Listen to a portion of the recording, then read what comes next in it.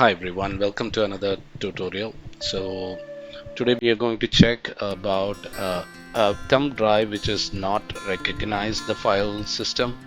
So we have a pen drive which is connected to the E drive and it is not recognizing the file system.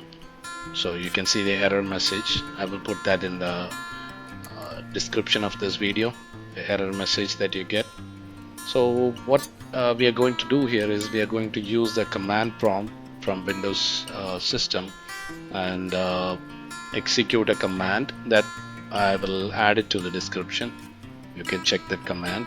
So once you execute the command, you can see that let me show you the command here. So as soon as we hit enter, it will go through few steps in actually changing the file system to the required file system. Yeah, here you go. You can see that what content we have under that thumb drive. So this thumb drive or memory card, whatever you inserted, we have all the data. Those are drone videos actually. So I'm able to recover everything. You can see that file size now showing up. Thank you for watching. Have a good one.